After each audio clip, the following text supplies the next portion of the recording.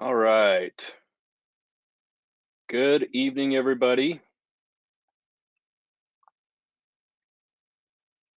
Just giving you a second to log in here. A lot of people coming. This is looking good.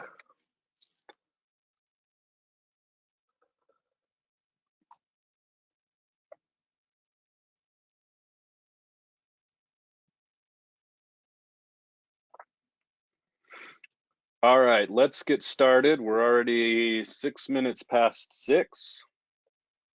Everyone, welcome to the Hurley Investments. I want to say trade findings and adjustments because that's what I usually say, but this is a market commentary of March 7th, 2022. Have some things to talk about. Obviously, I'm not Kevin. I'm Keeve with you tonight.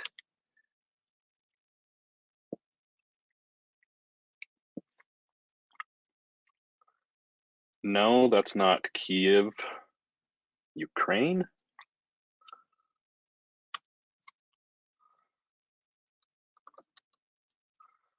Can I spell my own name is probably what you're thinking.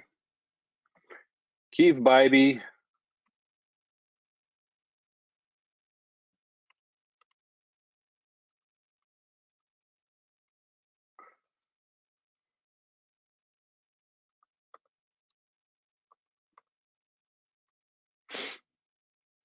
Kiev at hurleyinvestments.com if you want to reach me.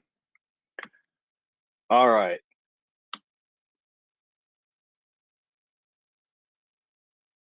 Starting out with the big picture from our briefing,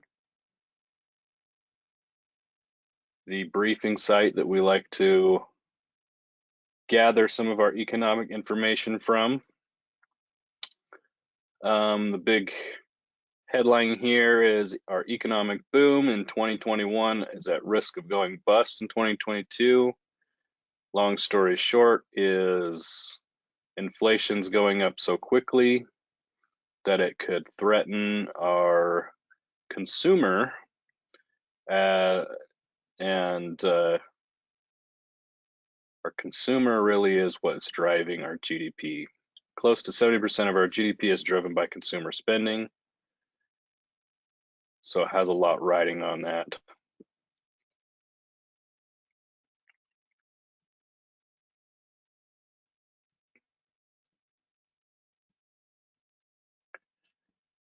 This graph, consumers for the most part are on their own again, and that should change their spending behavior simply because they are not flush with excess savings as they had been because the government isn't handing out checks again. In fact, the personal savings rate as percentage of disposable income is lower today.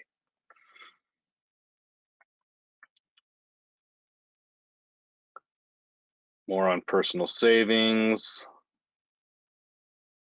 Average hourly earnings coming down a bit as consumer price heads up rather quickly.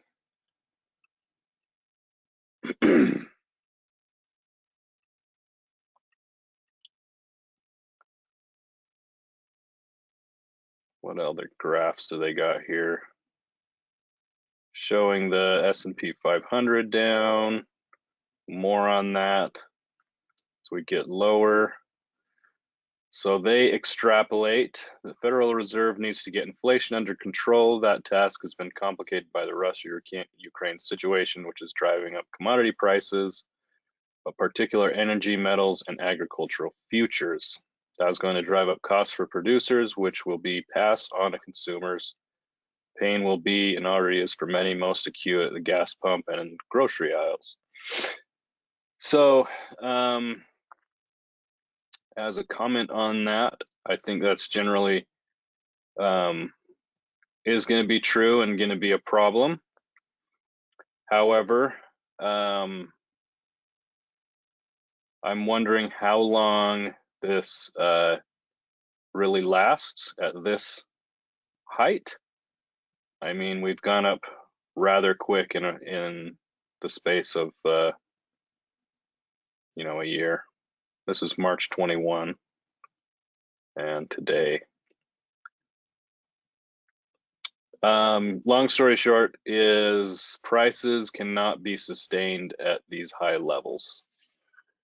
And we're gonna kind of go into why.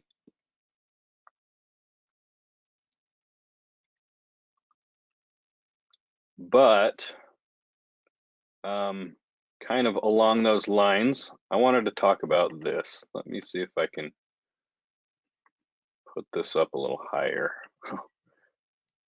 It's not exactly wanting to go right where I want it. Let's try this.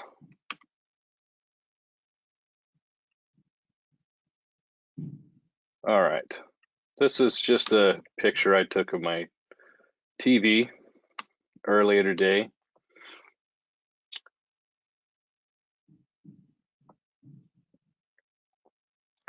Big story today. Let's take a look at Ford.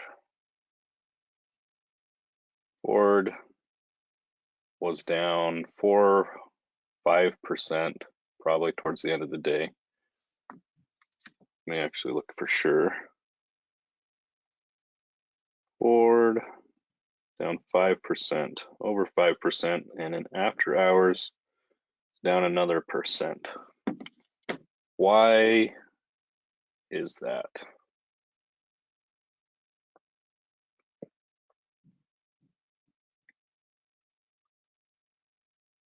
Anybody have an idea? Why were our cars down? I mean, everything was down, but obviously if you're reading this, you might get somewhat of an idea.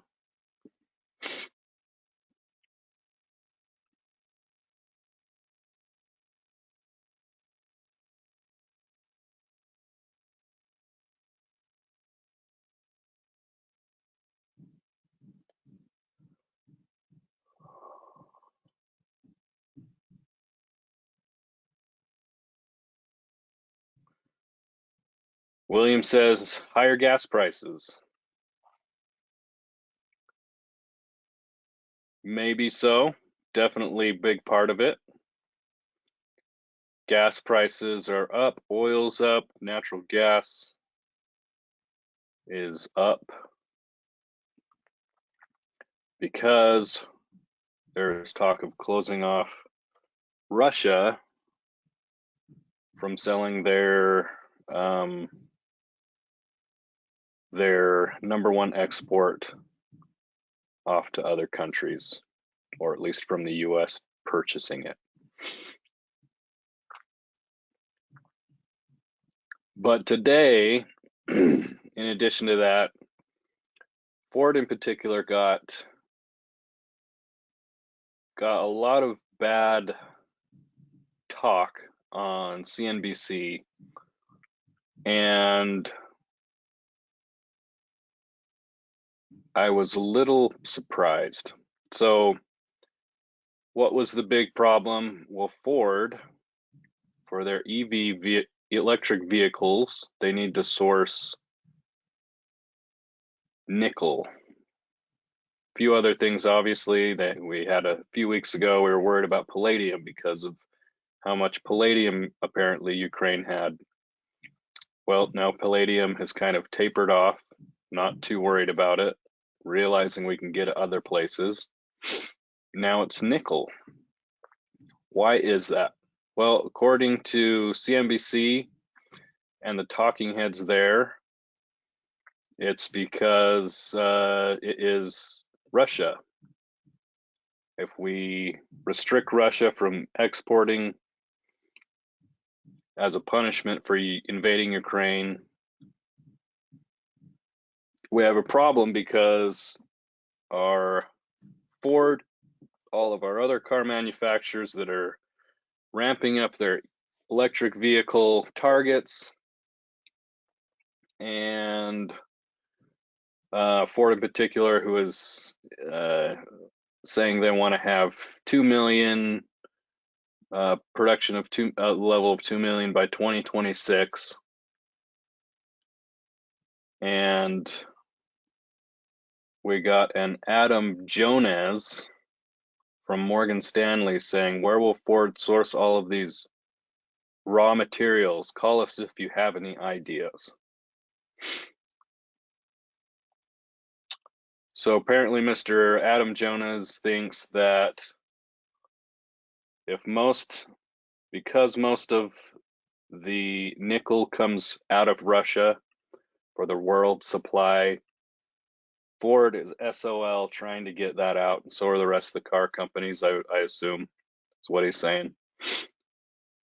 So I did a little bit of research. And by research, I did a simple Google search, so not really research. Just basic verification. Guess what I found out?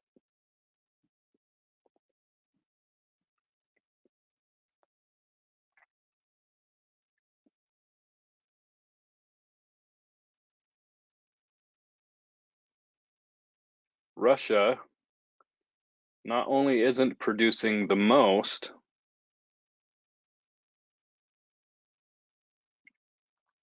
they don't even have the most. We don't need Russia's supply. They made it sound like Russia's really got the lion's share of the supply of and production of nickel. And a simple Google search refutes that. This is Statista. This is as of 2020. Couple other places. Here are some companies, how much they produce. This is Vale. They are headquartered in Rio de Janeiro, Brazil. Have operations in Brazil, Canada, Indonesia, New Caledonia. $10 to whoever knows where on earth New Caledonia is. And a few other places in China, Korea, Japan, UK, and Taiwan. Chaiwan in short.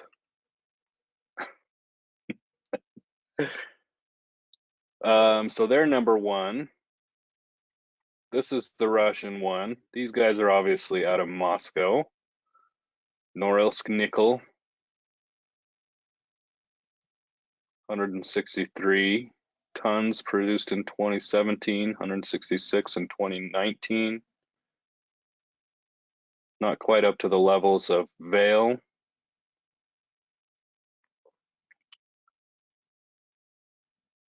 Chinese company with 150 metric tons. On and on. Point being,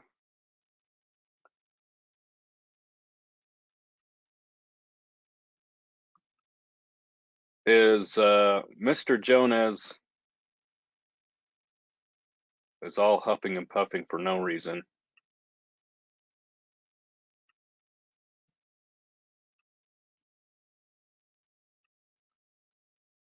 Mod tells me Caledonia is South Pacific. Thanks, Mod. You get $10 somehow. I don't know how I'm going to get it to you. Maybe we'll just call them 10 points. 10 points for Mod. All right. So, pretty interesting. I have CNBC on in the background most of my work day,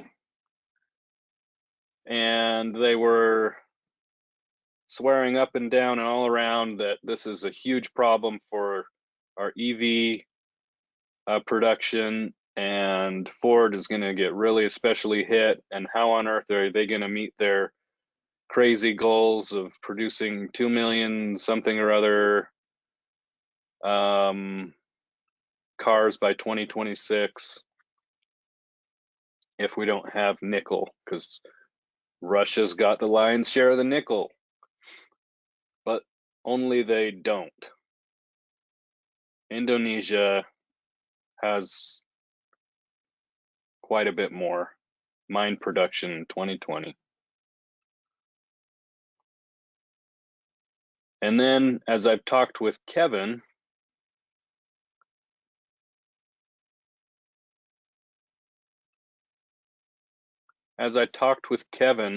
about the issue, he made the point that not only is Russia not the biggest producer, the other problem is Ford isn't really sourcing these from countries. They're not going to countries and saying, hey, we'll buy this from you. Now, countries can go to other countries and do that kind of thing. Ford goes to the futures markets. They buy futures in advance to get their prices set, for the year, for probably further out than that. And once you get a futures contract, guess what happens? This brings me to Investopedia, kind of show you what it's all about. This is just gives some info on commodity futures, risks of commodity speculating. Unlike options, futures are the obligation of the purchase or sale of the underlying asset. As a result, failure to close an existing position could result in an inexperienced investor taking delivery of a large number of unwanted commodities. So why am I pointing that out? Well, if Ford has futures on nickel and they're holding these to expiration, they are planning on taking, almost out of batteries. Gonna have to solve that problem. Ford is planning on taking delivery of those assets. This is how commodities are really traded, and futures are used. That's why futures are so risky for just an individual investor. But for someone like Ford, who needs to have a little bit of stability on knowing what is coming down the line and what commodities they need to produce the cars that they plan to produce, companies will go out to the futures market and buy them that way. Different exchanges, but that's where it happens. So let's say, for instance, in this case, we have nickel that's not coming out of Russia, quote unquote. Does that mean, or at least that the US, some European countries, whoever else is saying, we're not buying this from Russia? Does that mean Russia can't sell it to China? Or I don't know if China is on this list or not. I'm just kind of giving you an idea. Long story short, they can sell it to whoever else is willing to buy it.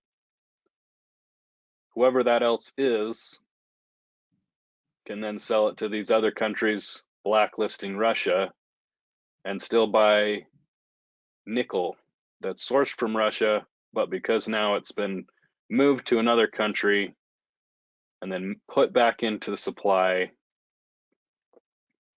this nickel will be part of world supply. That's kind of how world economies work.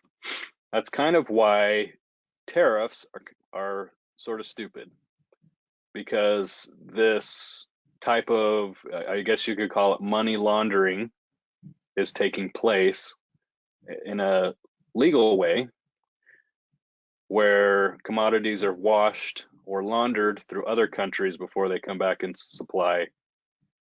So it really doesn't matter.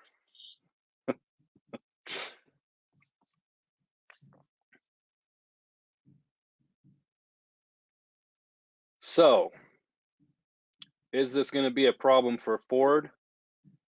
Well, they've already bought their futures, I would assume, on their nickel for production for the year, maybe a little longer. Maybe it will hurt a little later on. This will for sure cause prices to increase, which doesn't help. But that again is going to be a problem down later on. And for heaven's sakes, we've got Indonesia. Who knows? Maybe they're using a lot of that nickel for their own production of all the things they produce, chips and whatnot. But not too worried about the supply there of nickel. Just like it was kind of silly for everybody to freak out about palladium. So, in other words, Keith Bybee, a music major from Utah, outsmarted Mr. Adam Jonas. Heaven knows how much he's getting paid at Morgan Stanley, one of the biggest financial institutions, as a analyst there at Morgan Stanley. Maybe he's one of the Jonas brothers, so he's a terrible musician and a terrible analyst, but I'll leave that for you to speculate. Guys, I have to pause for 5 seconds because I forgot my darn power cord. I'll be right back.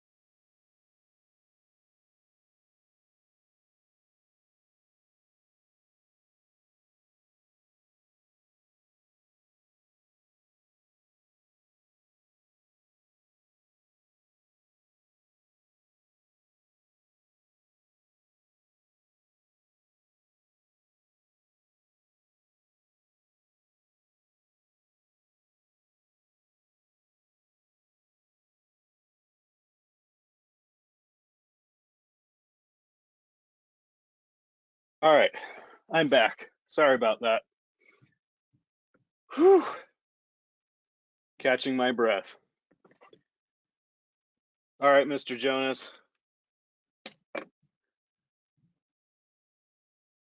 You're wrong. I'm sorry. And so is your dumb tweet. All right, comments.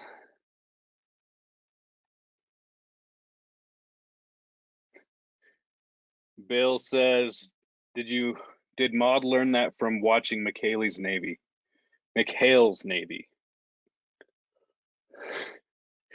Bill, I'm sure that's a reference I should know, but I don't.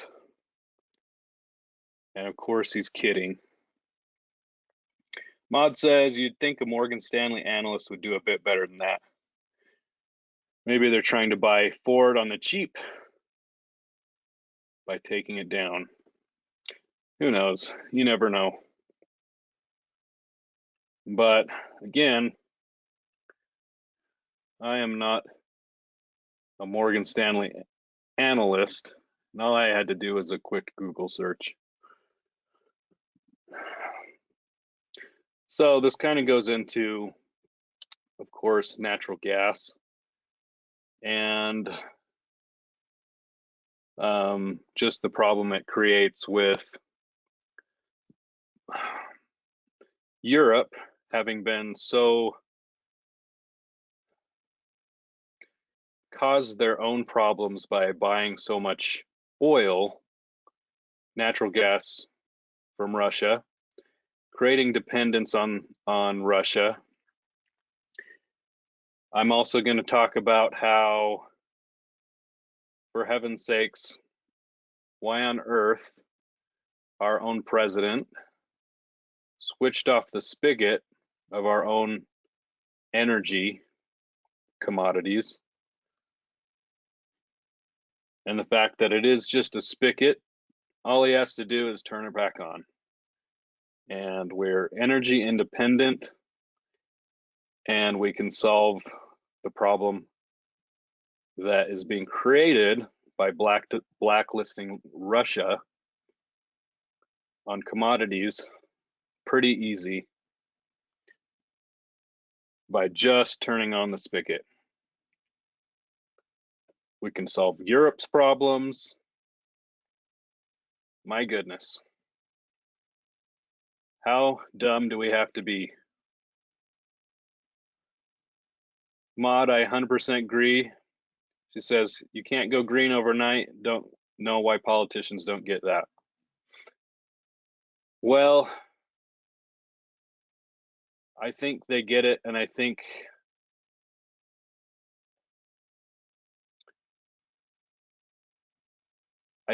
the idea is that if energy prices are higher, it will push the market and consumers towards the direction of electric vehicles.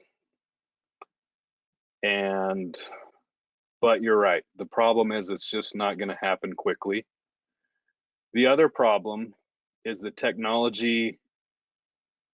Not only is the infrastructure not there for it,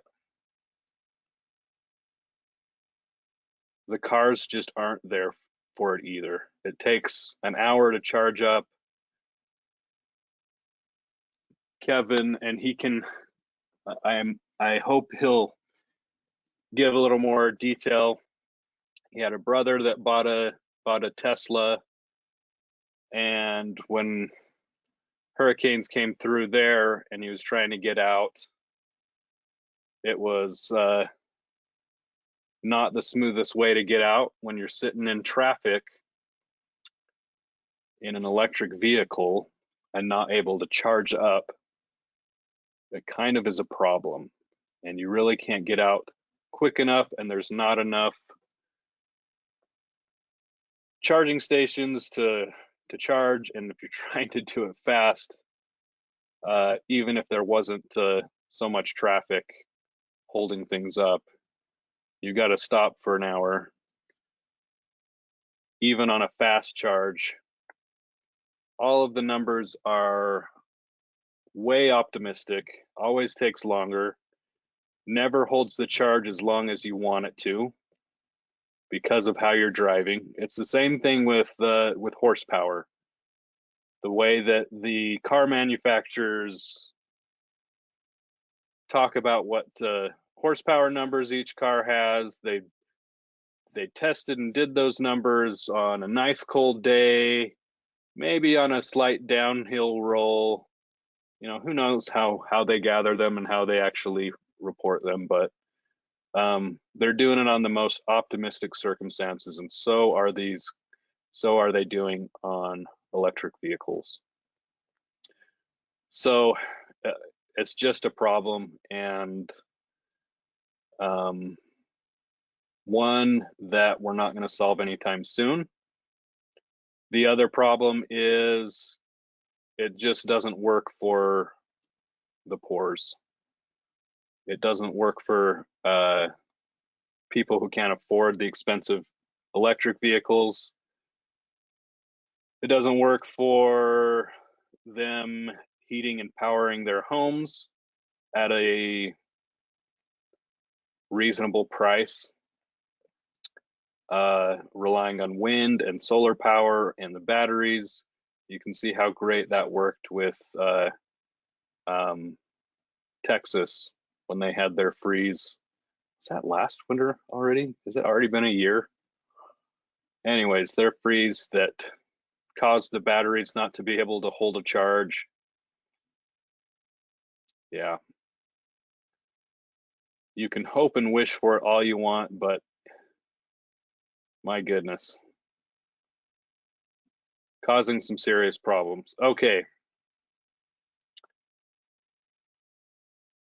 Jim, I'm going to read your comment here.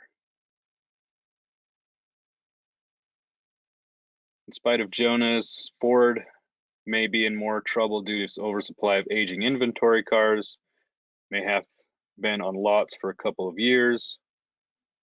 Also, supply sources for power are not where they need to be. And there are several more reasons. Companies committed to an ideal rather than rationalize the reality. So I assume you're talking about new cars having an oversupply, or let's see, you're saying oversupply of aging inventory cars. I don't know if I follow, Jim. The prices on used cars have gone up, especially Ford F-150s. You can't find them. They're hard to get when they're out. They're sold off really quickly at a premium. I have a Toyota Tundra with it's a 2015 with 60,000 miles, pretty low mileage for a 2015 truck. And I'm seeing numbers that are telling me that I could sell it for what I bought it for back in 2015, which is insane. So they're all being bought up, and the supply of those cars, both and trucks, both new and used, is short, which is why they're going up in price, something that you don't typically see in a asset such as vehicles, which are a asset that loses value over time as they get older.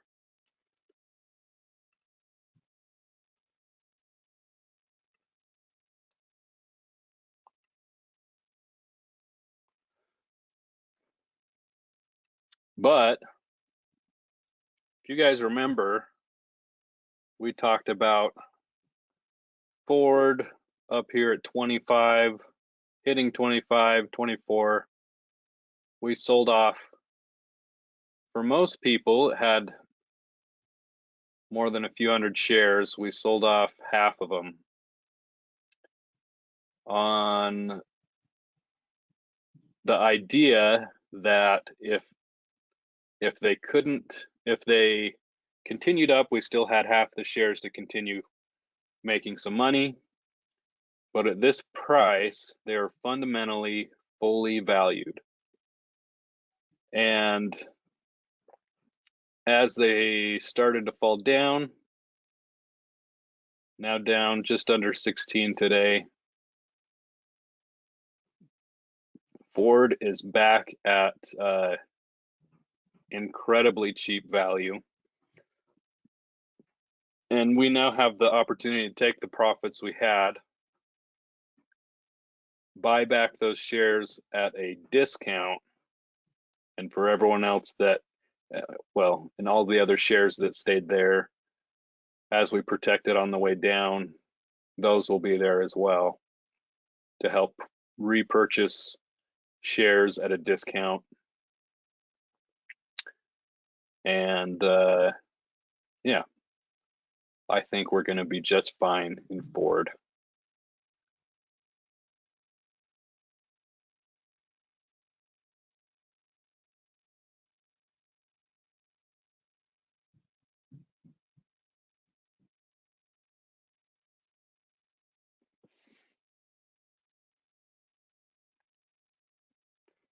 Jim, that could be a good idea.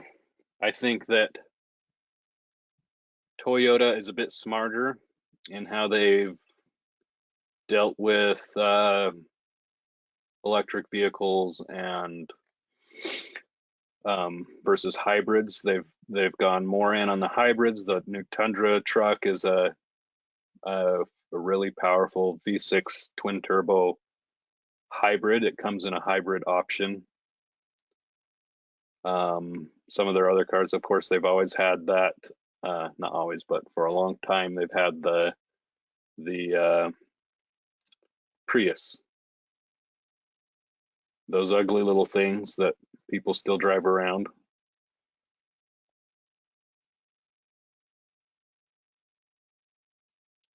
So yeah, I'm not sure if they're going to have to, if these car companies are going to have to convert the electric back to hybrid models, but I do think that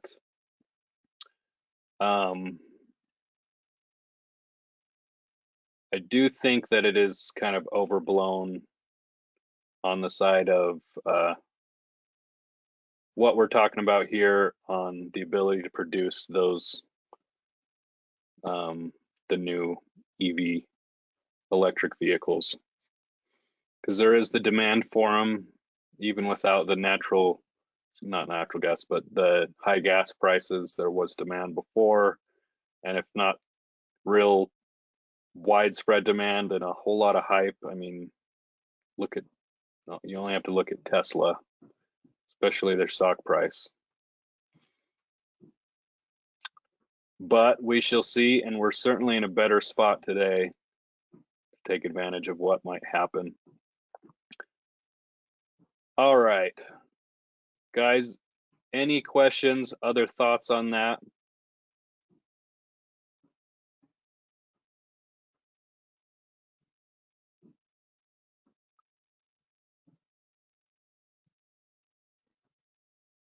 Where will our markets end this week? Lower.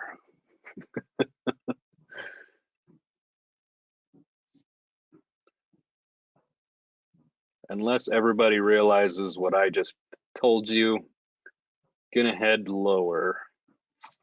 Man, and I can't believe how close we are on a 50-day versus a 200-day crossover. We get there, we have what's called the death cross. You've heard us talk about another 8 to 10% lower usually is what happens on that event.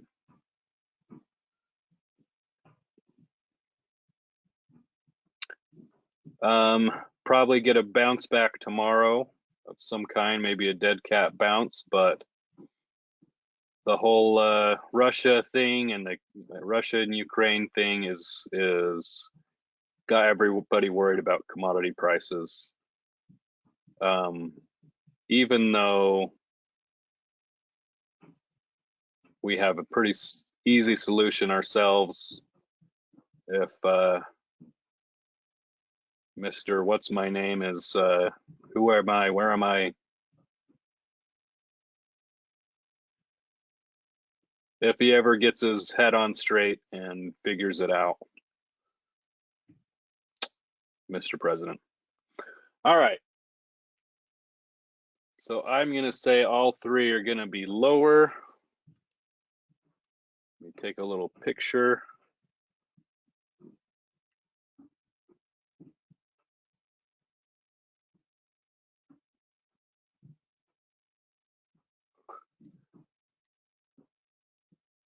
I can hear my kids yelling and playing upstairs. I don't know if you can hear that.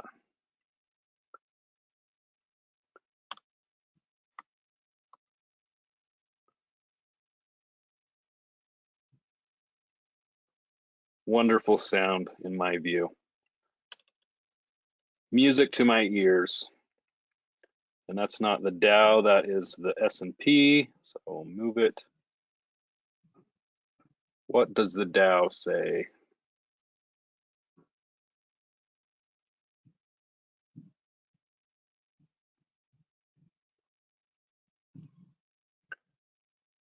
Well, it is holding right there at that low from a couple weeks ago.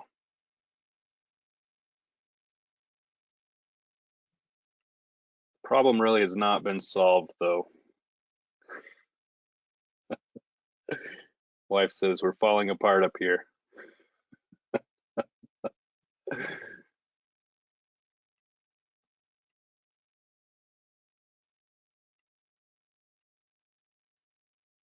I don't think she realizes I get those texts over my computer.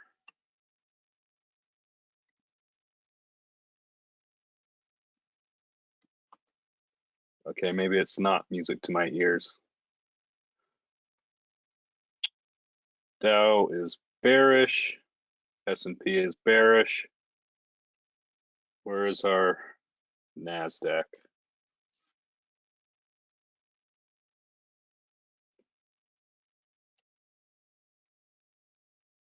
Here you are.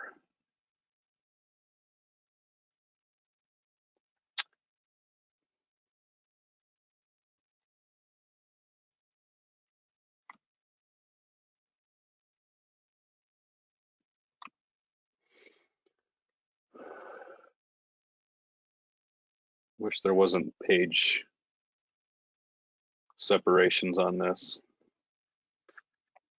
I am word illiterate. You guys know how it works.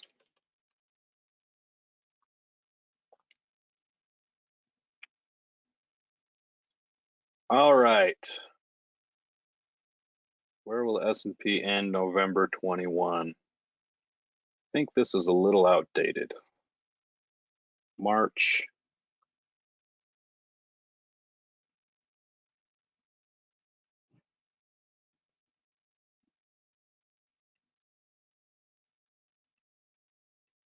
Let's see. Let's delete a few of these. Maybe I'll just have Kevin fill in some of this from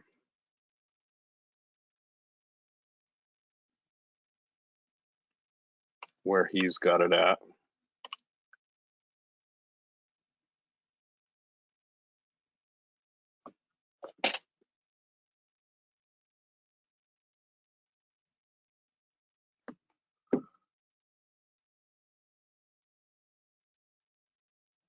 March, let's just do this week.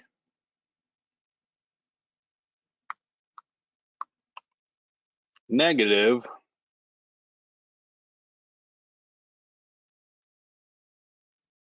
3.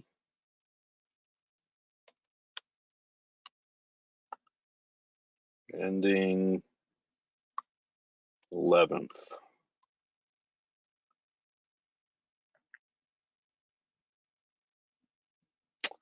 I mean, all it took was one day. Today, the market was down almost 3%. Very close. I think it was like 2.95.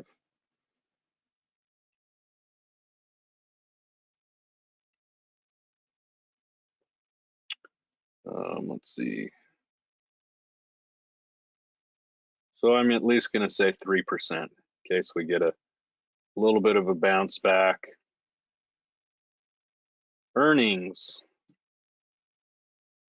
We get briefing. Kind of over the main earnings. Let's see what we got this week, though.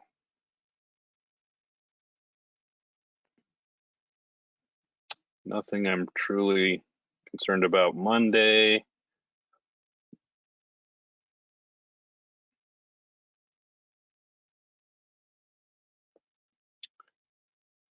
Maybe Dick's and Petco. See how some consumer spending is going.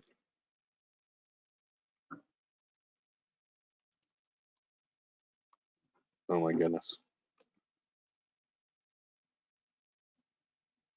That was Tuesday.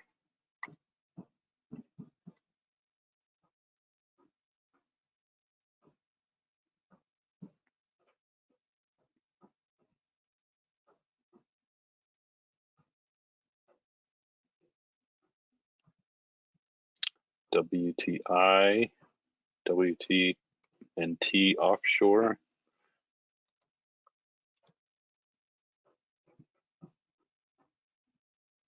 Wednesday.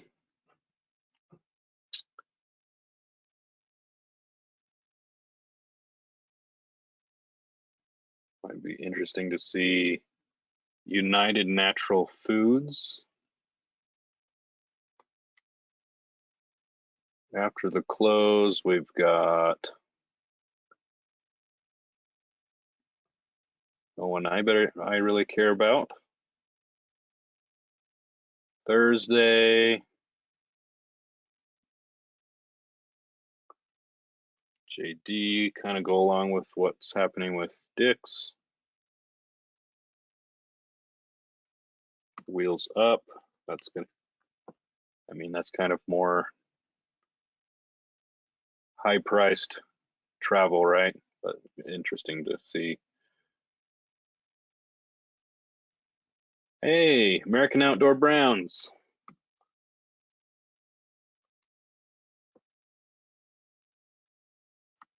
DocuSign.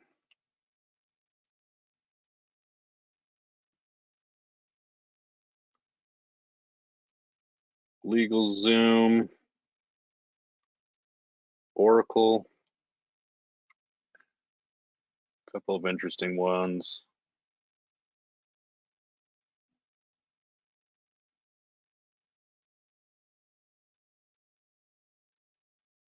Nothing on Friday that I care to see. Economic reports, kind of talked about that on briefing, but let's just see what calendars they've got.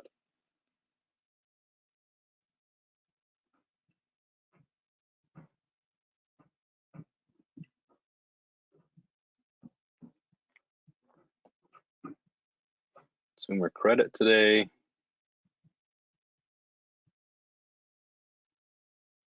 Trade balance tomorrow.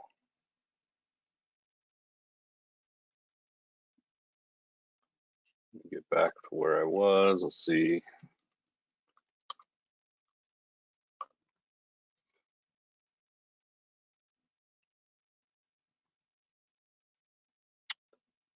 Actual came in at 6.8 billion. Forecast was 20 billion.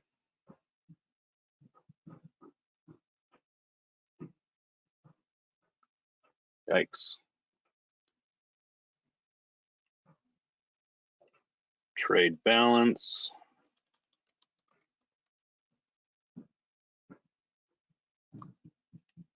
Wholesale inventories on the 8th. Let's see. Wednesday, the 9th.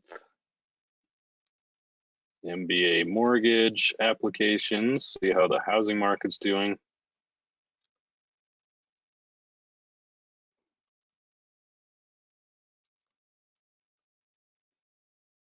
Jolts and oil.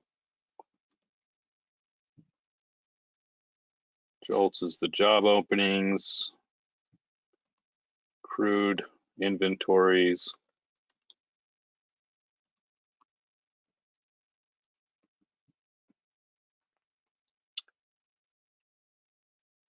Then we have Thursday, a little more important Thursday.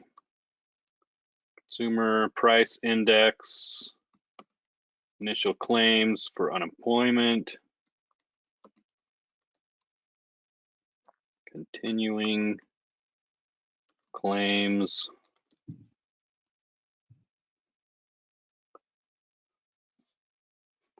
Treasury budget, Friday, consumer sentiment.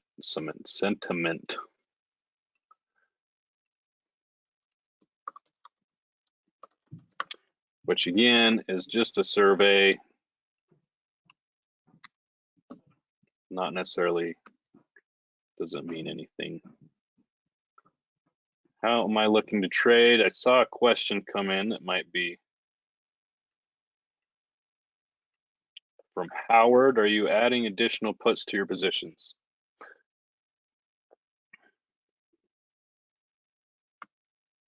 Good question, Howard. Give you a little peek of what I'm looking at here. Apple actually has held up fairly well. It did come below 160 today,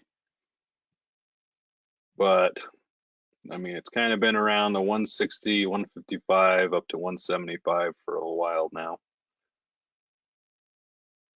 Boeing,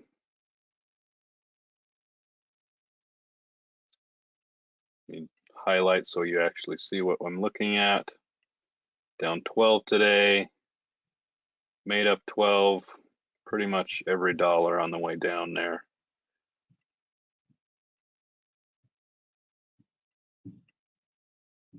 But let's look at Boeing real quick.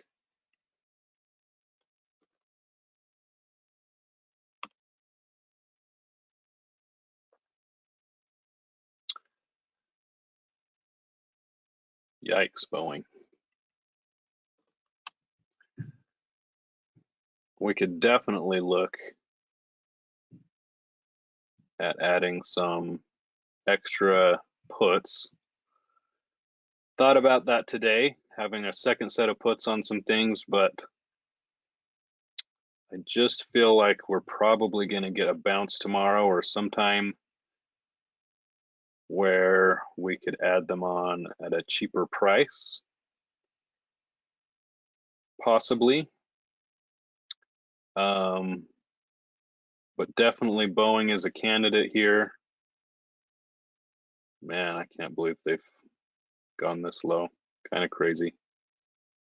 But Boeing, if they don't hold on here, could get down at least as low as 145. You can kind of see some support down here on October 2020. Let's see, Baidu.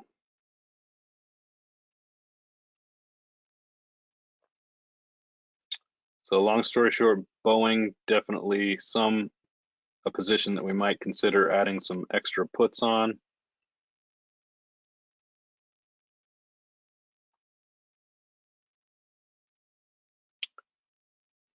Baidu down 122,000. We made up 80,000 of it. And they're trading at 138. Let's look at Baidu.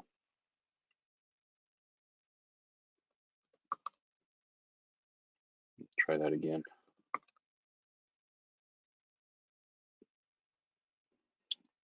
So this is a big support level. We don't see Baidu holding on around, zoom in here for you, kind of right where they're at 136, 137. We have 1, 2, probably argue for a couple here. They're pretty close in time frame. Call this one. We have 1, 2, 3, 4, 5, 6, 7 points where it hit this same 137-ish spot. So if we don't see a bounce on Baidu, definitely going to be looking to add more Baidu puts.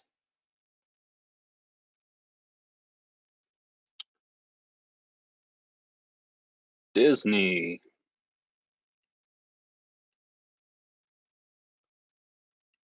Down 138. Got some folks with 150 puts.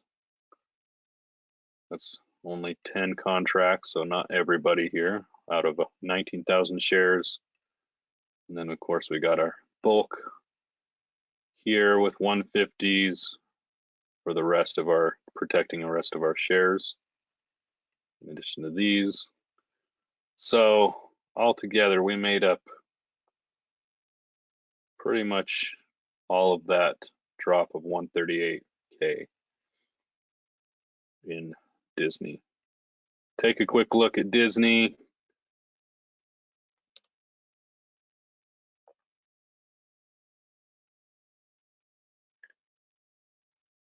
Might say some support here from September 2020.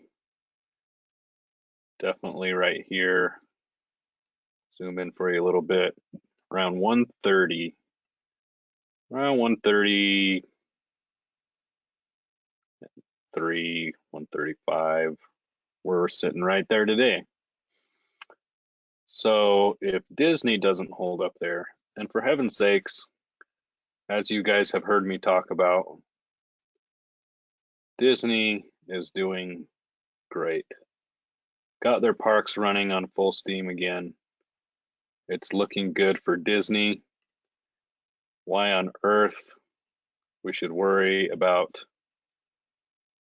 again, these travel stocks. I can understand it more for our planes and airlines, but there's so much pent-up demand to get out and go on the vacations that you haven't been able to the last 2 years. And Disney is a prime destination. But if it breaks that, adding puts, because it could get down to 118, get down to 110, 115 maybe more likely. Need to make up some more on the way down. Howard, to answer your question, yes, I'm looking at it, but I'm just wanting to see some things confirm. There's also the thought of adding covered calls.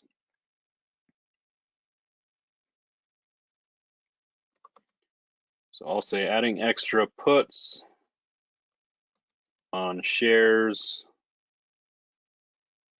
that, I'll say stocks that break through support levels.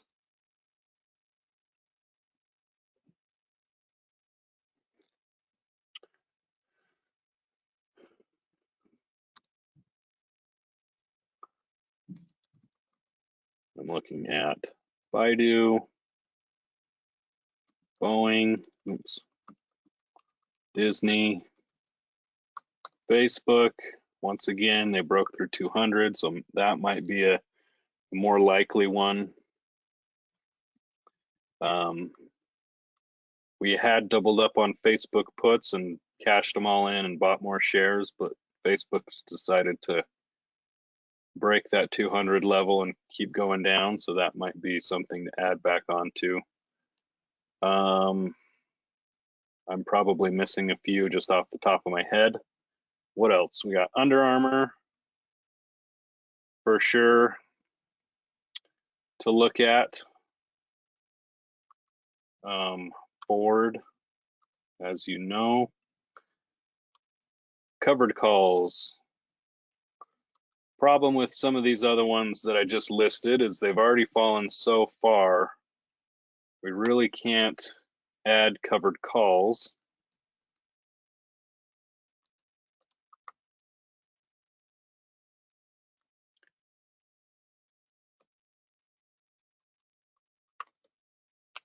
Because that puts us at a disadvantage. If our cost basis is a higher price and we've capped ourselves at a lower price, thinking it's continuing to go down and then it reverses on us, we got to pull those off so we don't get called away of our stock at a less than ideal price. So something that might work is maybe for Apple, if I can learn how to spell maybe.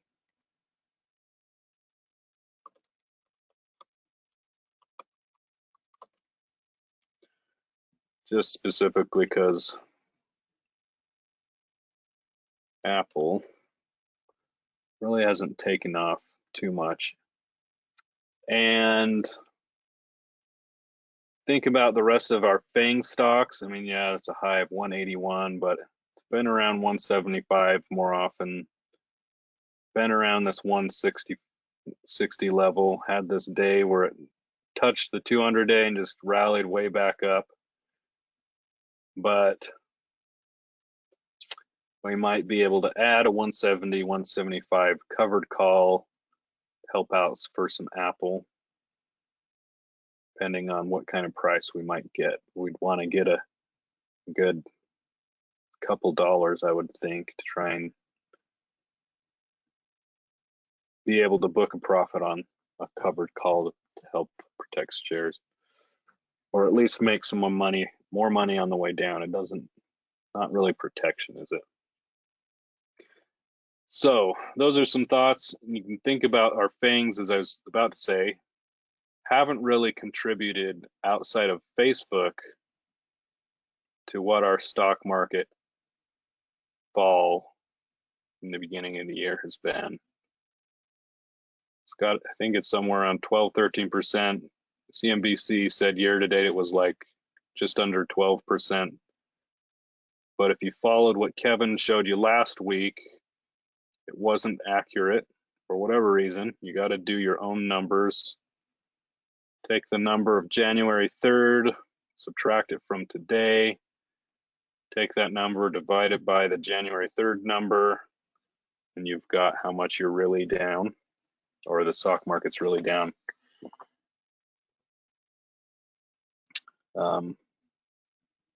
In other words, you got to kind of verify yourself.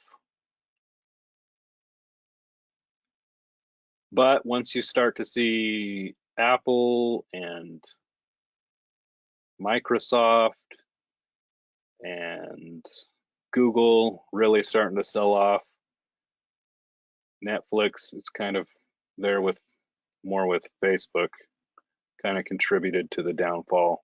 Once you get some of these other ones that haven't really contributed starting to fall to drag the market down, then market's really in for a world of hurt. So definitely could get much worse. Remember, we've got our tax selling coming up in April. We've got our Fed announcement of most likely interest rate hike in mid-March here coming up. So a lot of barriers ahead of our stock market. Guys, any last questions? I kind of took a little more time than I wanted to, but I had to take a jog up to my upstairs out of my office to grab my charger before my computer shut off on all of us. But are there any other thoughts or questions? I really like where we're sitting. I like that we've made so much up on some of these stocks. Kind of crappy to see portfolio values decrease, and the culprit is our long call positions. But as I've kind of gone through each of those, I really don't want to get rid of them. I'm going to stay the course and use our cash that we've kept on the sidelines to dollar cost average those as they come back up. And man, are we going to see a nice run up from that whenever that happens. There's also the idea going along with how am I looking to trade of the possibility of adding a SPY puts. Give us a little more protection to the downside if things continue on. Problem is they're just so darn expensive. So not everyone can do a bear put type strategy depending on if it's an IRA or not, or restricted with, but those are also some options to kind of help out along with doubling up on some of the puts for shares. So definitely still have some ammunition to help things out, but yes, again, I still like where we're at, and the more shares we can add for each of these positions, better off we're going to be as things come up, probably later in the year,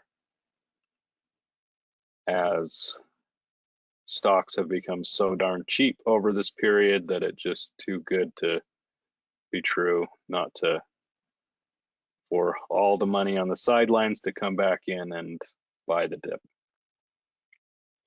So not seeing any other questions come in. Guys, thank you so much for your comments, and gals. Moral of the story, you got to verify your numbers.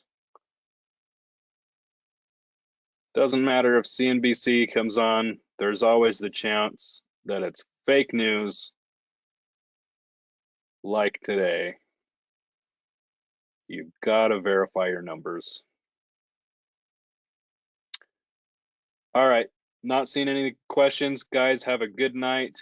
Kevin will be back for the Thursday trade findings. We're kind of switching places, so please join us for Thursday trade findings at 10 a.m. Mountain Standard Time. And yeah, that's all I had for you. Thanks, Jim. Thanks, Abraham. We will see you guys next time. Take care.